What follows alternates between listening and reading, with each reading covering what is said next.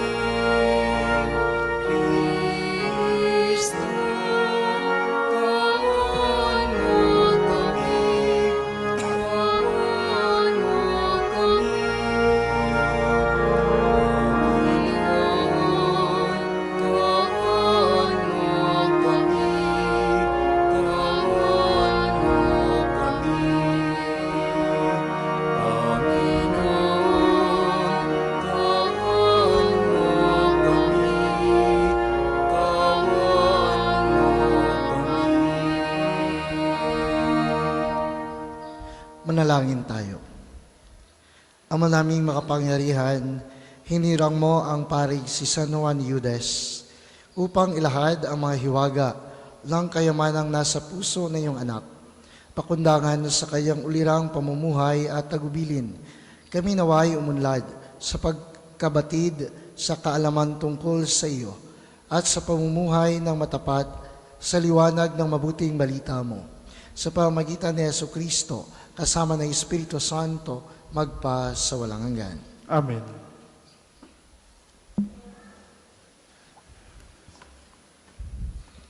Pagbasa mula sa aklat ng mga hukom. Noong mga araw na iyon, dumating si Opra, ang anghel ng Panginoon, at naupo sa ilalim ng puno ng insina ni Joas na kabilang sa lipin ni Abiser.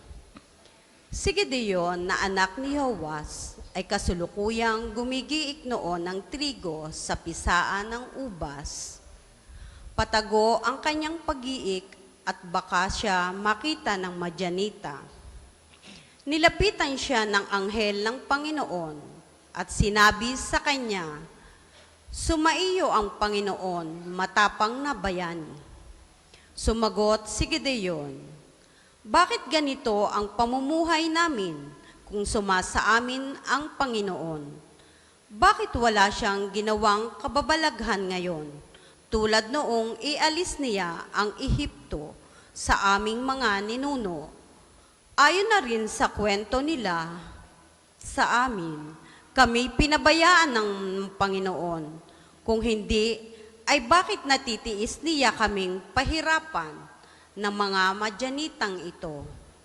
Sinabi sa kanya ng Panginoon, Lumakad ka at gamitin mo ang buong lakas mo sa pagliligtas sa Israel. Sumagot si Gideon, "Paano ko maililigtas ang Israel? Ang aming sambayanan ang pinakamaliit sa lipi ni Manases, at ako naman ang pinakamahina sa amin." Sinabi sa kanya ng Panginoon, "Maililigtas mo ang Israel pagkat tutulungan kita. Lulupigin mo ang mga Madyanitang ito na para ka lang pumatay ng isang tao."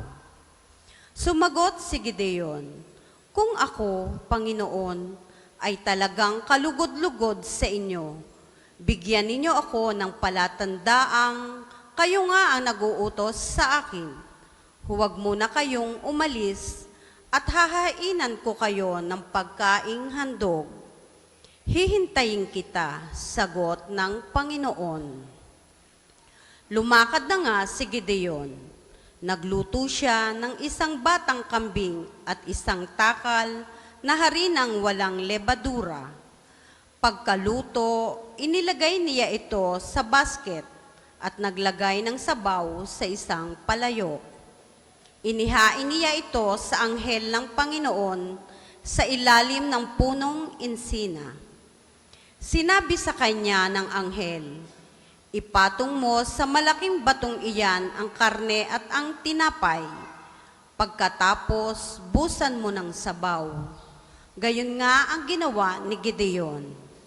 Ang pagkain ay isinaling ng anghel sa pamamagitan ng tungkod.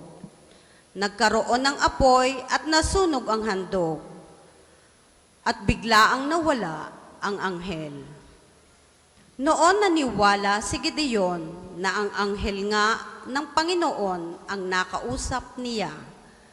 Dahil dito, kinalibutan siya sa takot at nanginig na nagsalita, "Diyos ko, nakita ko ng mukhaan ang anghel ng Panginoon." Ngunit sinabi sa kanya ng Panginoon, "Huwag kang matakot, hindi ka maaano." At si Gideon ay nagtayo roon ng isang altar na tinawag niyang ang Panginoon ay kapayapaan. Panginoon, Salom. Ang salita ng Diyos. Salamat sa Diyos. Ang tugon po sa salmo, ang puoy nagsasalita, na bayan niya'y papayapa. Ang puoy nagsasalita na bayan niya'y papayapa. Aking naririnig magmula sa puon ang sinasalita. Sinabi niyang ang mga lingkod niya'y magiging payapa.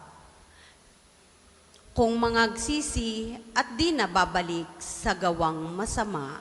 Ang puoy nagsasalita, na bayan niya'y papayapa. Ang pagtatapatan at pag-iibigay magdadaog palad. Ang kapayapaan at ang katwiray magsasamang ganap. Sa balat ng lupay, pawang maghahari yaong pagtatapat. At ang katarungan na may maghahari mula sa itaas. Ang puoy nagsasalita, na bayan niya'y papayapa. Gagawing maunlad ng Panginoong Diyos itong ating buhay. Ang mga halaman sa ating lupae bubungang mainam. Sa harapan niya, yaong maghahari, pawang katarungan. Magiging payapat, susunod ang madla sa kanyang daan. Ang puoy nagsasalita, na bayan niya'y papayapa. Magsitayo po ang lahat.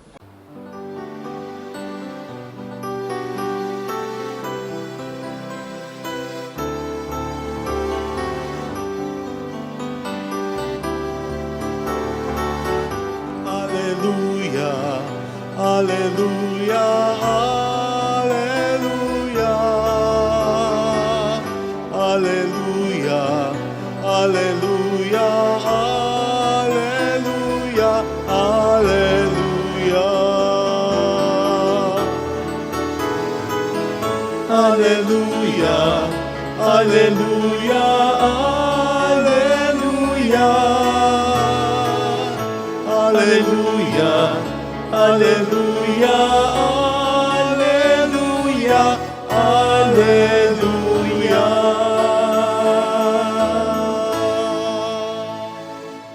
Sumainyo ang Panginoon. At sumainyo rin.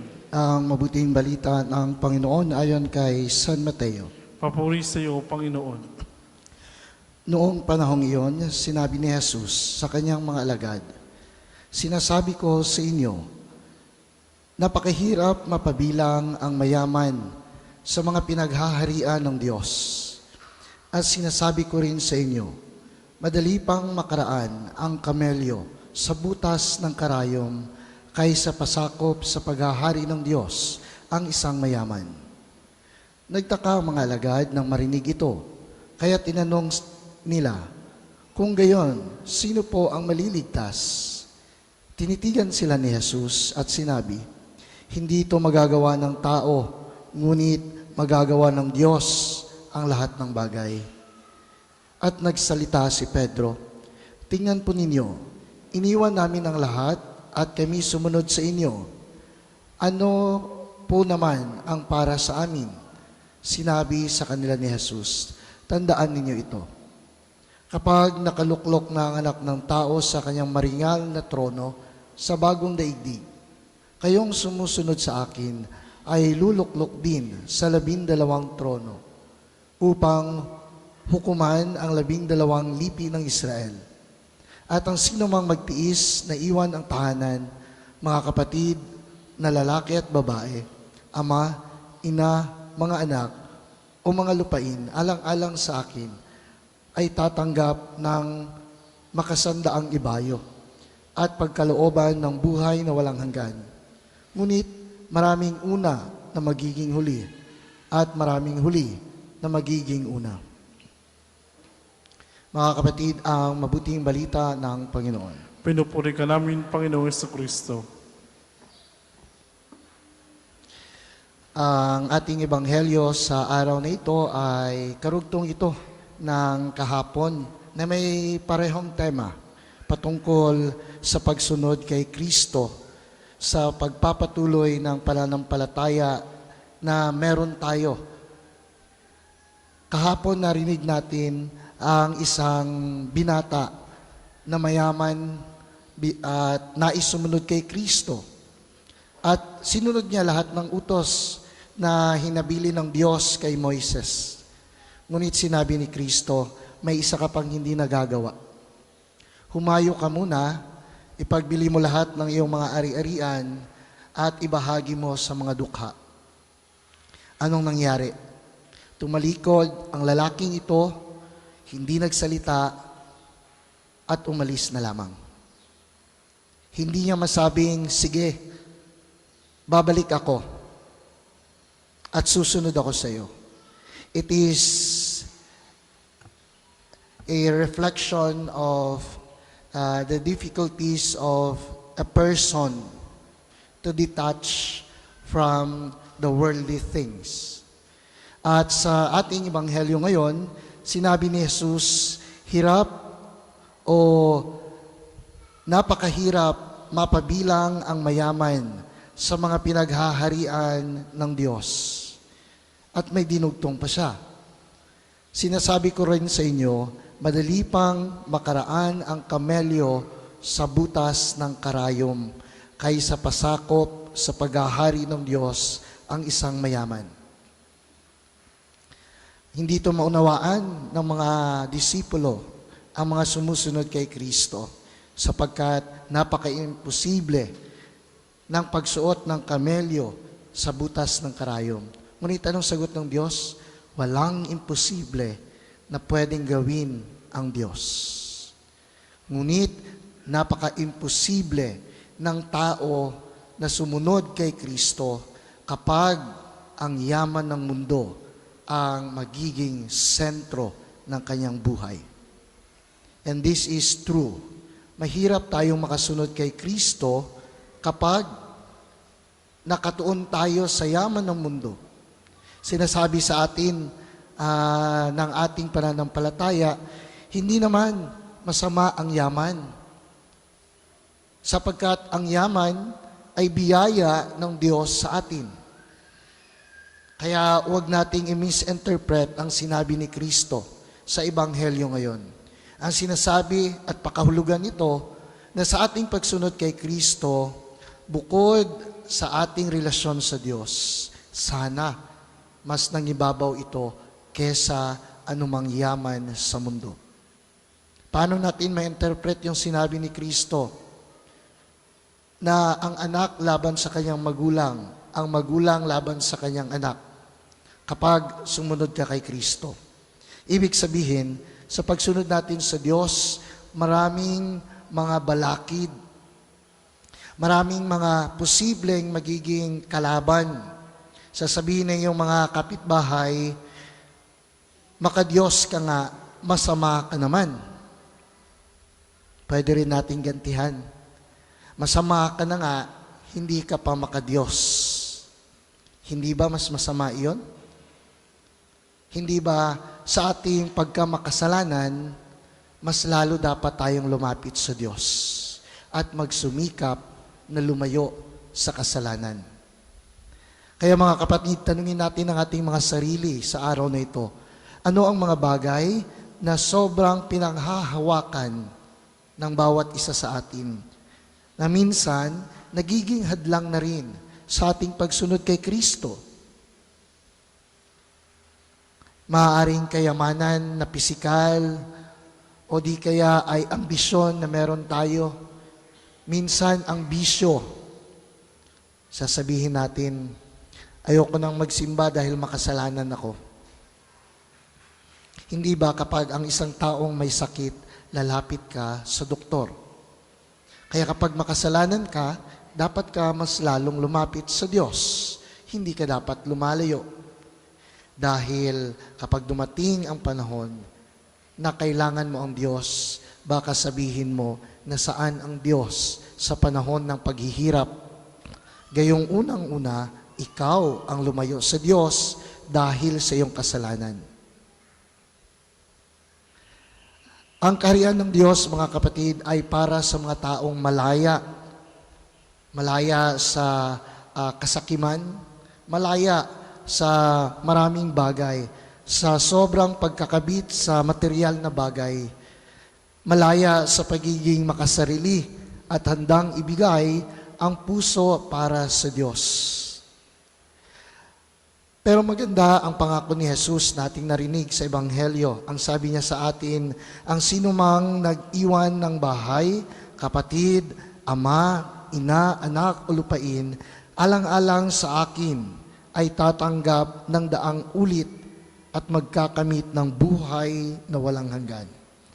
Hindi ito literal na pag-iwan sa ating mga mahal sa buhay.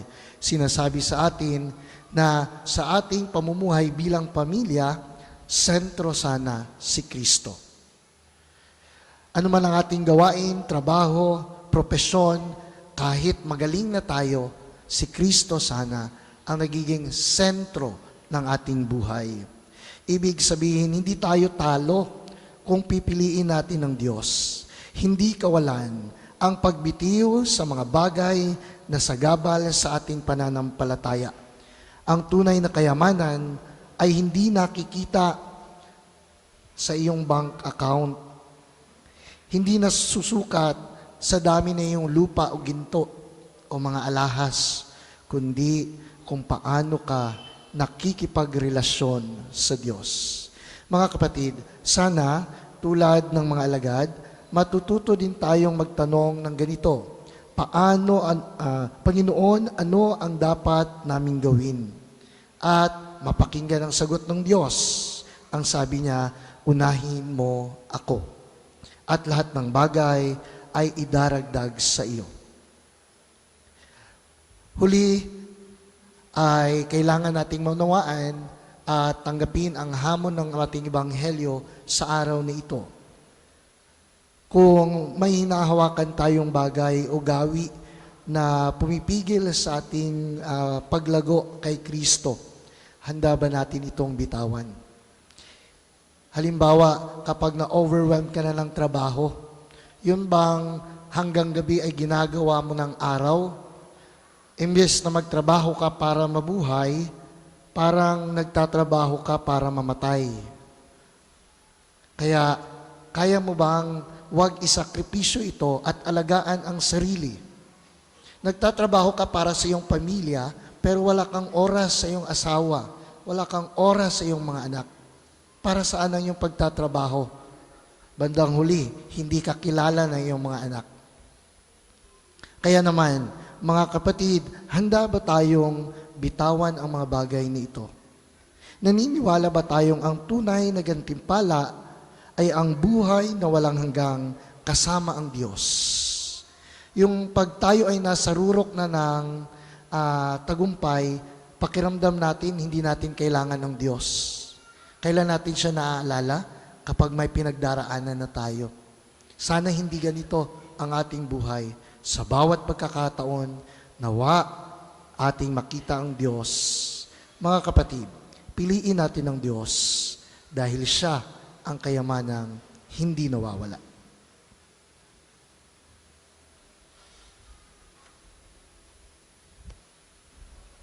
Magsitayo po ang lahat.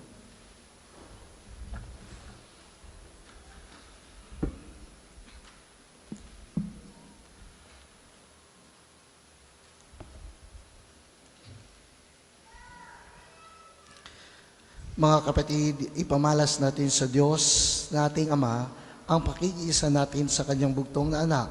Hingin natin sa ang Kanyang mga biyaya na magpapatatag sa atin upang manatili tayong kasama ni Kristo.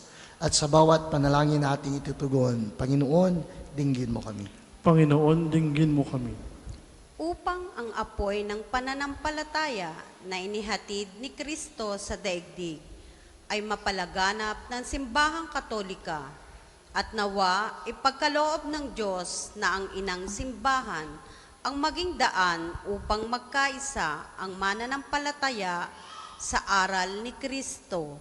Manalangin tayo. Panginoon, dinggin mo kami. Upang ang apoy ng pananampalataya na dinala ni Kristo sa daigdig ay matamo ng mga taong nakikipagtunggali at dumaranas ng iba't ibang anyo ng pagdurusa. Manalangin tayo. Panginoon, dinggin mo kami. Upang ang pagkakahati-hati na tinutukoy ng Panginoong Hesus ay lubusan nating maunawaan at maging lakas nawa ito ng ating pamilya upang buong tapang tayong pumanig kay Kristo. Manalangin tayo. Panginoon, dinggin mo kami. Para sa mga kapatid nating nawawala at pinaniniwalaang pumanaw na, partikular ang mga sabungero, nawa ay pagkalooban sila ng Panginoon ng kapatawaran sa kanilang mga kasalanan at nang walang hanggang kapahingahan sa kanyang kaharian. Nawa ay makamtan nila at ng kanilang mga naulilang pamilya ang kapayapaan ng kalooban sa pamamagitan ng pagkakamit ng hustisya at kapatawaran. Manalangin tayo. Panginoon, dinggin mo kami. Sa katahimikan ng ating mga puso, ating idalangin ang ating mga personal na kahilingan.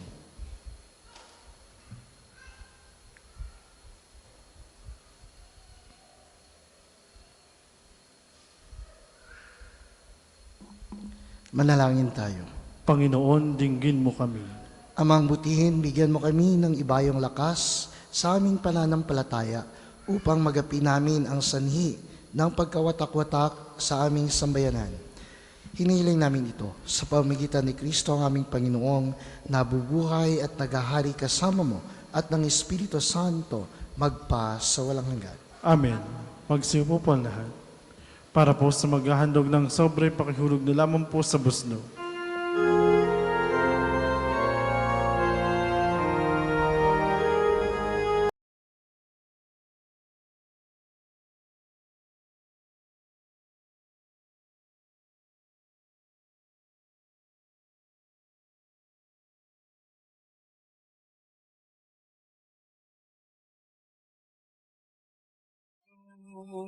ng bayang umasa, sumasambat ng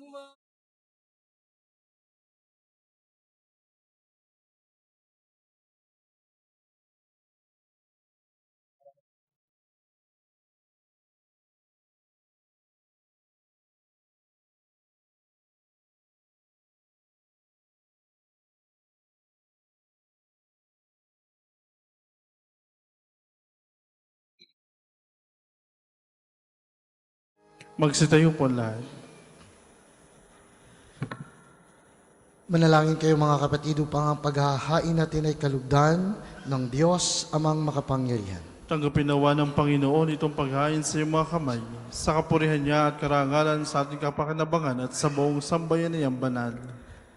Ama naming lumikha, dumudulog kami sa iyong kadakilaan upang ang kapangyarihan mong ipinahahayag sa paghahain ng mga alay para gunitain ang mga banal ay magdulot sa amin ng pakikinabang sa kaloob mong kaligtasan. Kasama ng Espiritu Santo, magpa sa walang hanggan. Amen. Sumainyo ang Panginoon. At sumainyo rin. Itaas sa Diyos sa inyong puso at diwa. Tinasa namin sa Panginoon. Pasalamatan natin ang Panginoong ating Diyos. Marapat na siya'y pasalamatan. Ama naming makapangyarihan, tunay nga marapat na ikaw ay aming pasalamatan sa pamamagitan ni Jesucristo na aming Panginoon. Ngayong si San Juan Eudes ay pinararangalan sa pamumuhay niyang totoong uliran at pagiging maaasahan sa panunungkulan. Kaya't si Jesucristo na maasahan sa katapatan ay nihahayag sa pangangasiwa sa sambayanan. Ang malasakit ng mga ulirang tagapangasiwa noon ay nagpapatuloy magpahanggang ngayon sa mga panalangin kanilang inuukol kaisa ng sambayanan mong dito ay natitipon. Kaya kaisa ng mga anghel na nagsisiawit ng papuri sa iyo nang walang humpay sa kalangitan, kami nagbubunyi sa iyong kadakilaan.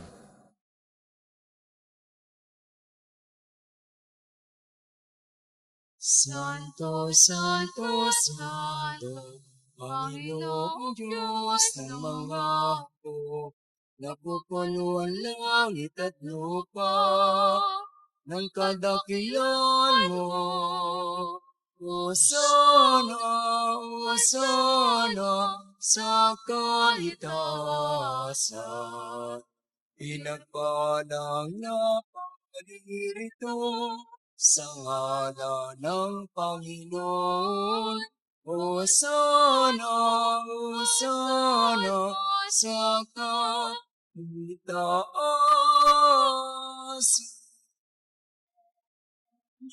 Kung hindi po kaya lumuhod, ay manatili pong nakatayo na may paggalang.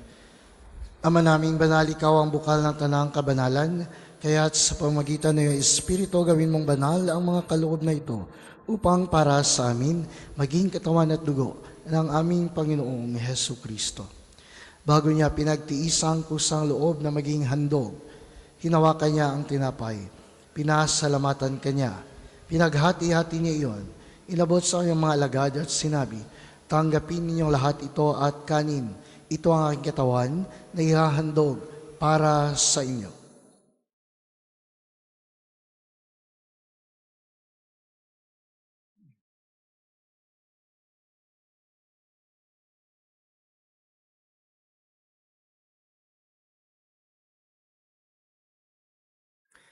Gayon din naman nung matapos ang hapunan, hinawakan niya ang kalis, muli kanyang pinasalamatan.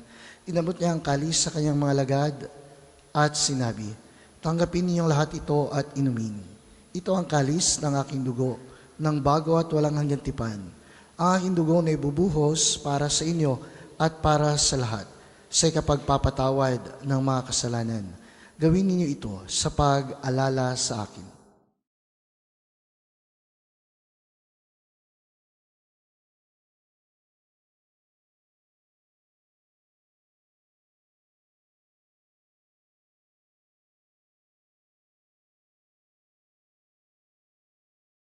Ipagbunyi natin ang misteryo ng pananampalataya. Si Kristo'y namatay, si Kristo'y nabuhay, si Kristo'y babalik sa wakas ng panahon. Ama, ginagawa namin ngayon ang pag-alala sa pagkamatay at muling pagkabuhay ng iyong anak. Kaya't iniaalay namin sa iyo ang tinapay na nagbibigay buhay at ang kalis na nagkakaloob ng kaligtasan. Kami nagpapasalamat dahil kami iyong minarapat na tumayo sa harap mo para maglingkod sa iyo. Sinasamo namin kami magsasalo-salo sa katawan at dugo ni Kristo ay mabuklod sa pagkakaisa sa pamamagitan ng Espiritu Santo. Ama, lingapin mo ang simbahang laganap sa buong daigdig. Puspusin mo kami sa pag-ibig, kaisa ni Leo na aming Santo Papa at ni Gilbert naming obispo at ng Tanang Kaparian. Alalahanin mo rin ang mga kapatid naming nahimlay nang may pag-asang sila'y muling mabubuhay, kundi ng lahat ng mga pumanaw. Kawaan mo sila at patuloyin sa iyong kaliwanagan. Kawaan mo at paginapating kaming lahat na makasalo sa iyong buhay na walang wakas. Kaisa ng mahal na Birheng Maria, Ina ng Diyos, ni San Jose ang kanyang kabiyak na puso, kaisa ng mga apostol, kaisa ni Santo Padre Pio at ni Juan Eudes, ng mga banal na namuhay dito sa daigdig ng kalugod-lugod sa iyo. May pagdiwang nawa namin ang pagpupuri sa ikararangal mo sa pamamagitan ng iyong anak na aming Panginoong Hesu Kristo. Sa pamamagitan ni Kristo, kasama niya at sa Kanya, ang lahat ng parangal at papuri ay sa iyo, Diyos amang makapangyarihan, kasama ng Espiritu Santo, magpa sa walang hanggan.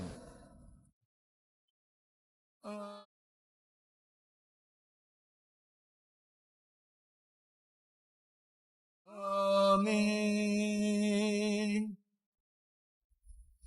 Dasalin natin ang panalangin itinuro sa atin ni Hesu Kristo.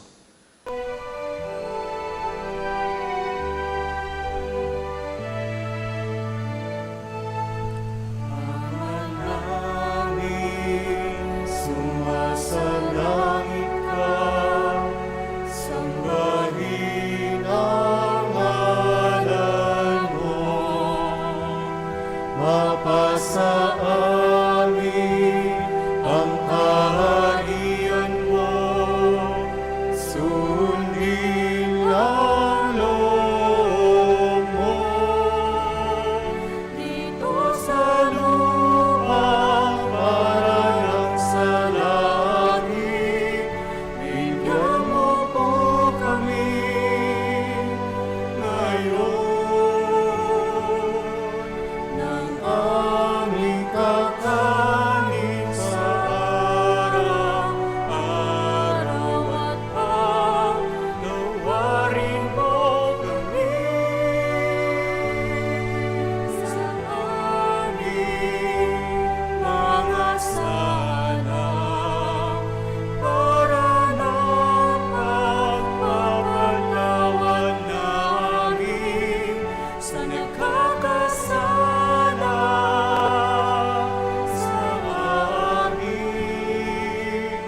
At huwag mo kaming ipahintulot sa puso,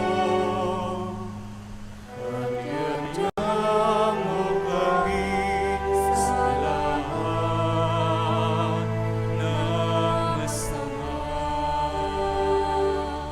Hinihiling namin kami irya sa lahat ng masama, pagkalooban ng kapayapaan araw-araw, iligtas sa kasalanan, at ilayo sa lahat ng kapahamakan. Samantalang aming pinananabikan ang dakilang araw ng pagpapahayag ng tagapagligtas naming si Hesu Kristo. Sapagkat iyong kaharian at ang kapangyarihan at ang kapurihan magpakailanman. Amen. Panginoong Hesu Kristo, sinabi mo sa iyong mga apostol, kapayapaan ang iniiwan ko sa inyo. Ang aking kapayapaan ang ibinibigay ko sa inyo. Tungayan mo ang aming pananampalataya at huwag ang aming mga pagkakasala. Pagkalooban mo kami ng kapayapaan at pagkakaisa ayon sa iyong kalooban, kasama ng Espiritu Santo, magpa sa walang hanggan. Amen. Ang kapayapaan ng Panginoon ay laging sumainyo. At samayin niyo rin. Mga kapatid, magbigayan tayo ng kapayapaan sa bawat isa. Kapayapaan po. Kordero ng Diyos na nagalis sa mga kasalanan sa libutan, maawa ka sa amin. Kordero ng Diyos na nagalis sa mga kasalanan sa libutan, maawa ka sa amin. Kordero ng Diyos na nagalis sa mga kasalanan sa libutan, ipagkaloob mo sa amin ng kapayapaan. Kung hindi po kaya lumuhod, di manatili pong nakatayo na may paggalang.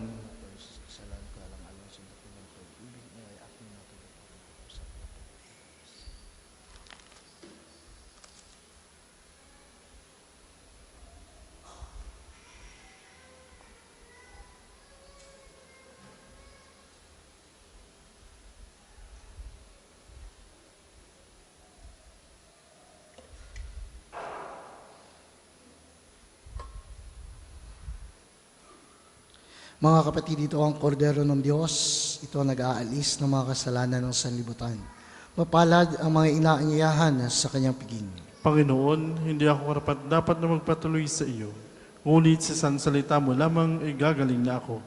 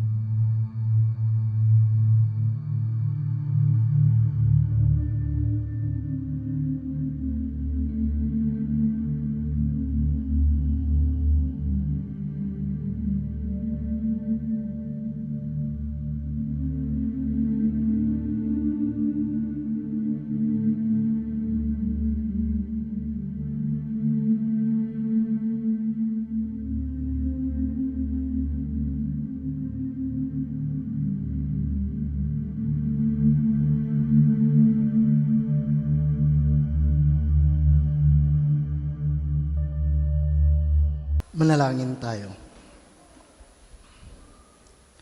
Ama naming mapagmahal, ang tinanggap naming banal na pakikinabang ay maghanda nawa para sa aming pagkakamit ng kaligayahan na idinulot kay San Juan Eudes ng iyong paglingap na maaasahan sa pamamagitan ni Jesucristo, kasama ng Espiritu Santo, magpa sa walang hanggan. Amen. Maraming salamat sa inyong pagdalo sa banal na misa sa umagang ito. Gayon din sa ating mga kapatid, kasama natin sa misa via online and live streaming. Maraming salamat anuman inyong mga gawain. Sa araw na ito ay basang kayo ng Diyos, lalo tigit ang inyong mga pag-uwi sa inyong mga tahanan, sa biyahe. Gayon din ang inyong mga kalusugan at mga hanap buhay. Naway tugunan ng Diyos ang inyong mga panalangin para sa kagalingan ng inyong mga karamdaman na idinudulog sa Kanya, sa tulong ni Padre Pio, gayon din sa mga magta-travel, kukuha ng exam, at iyong may mga natatanging panalangin. Nawa, kayo ay gabayan ng Diyos at tulungan niya. Sumainyo ang Panginoon. At sumainyo rin.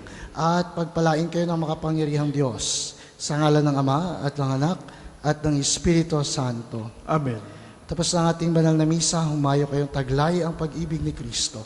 Salamat sa Diyos.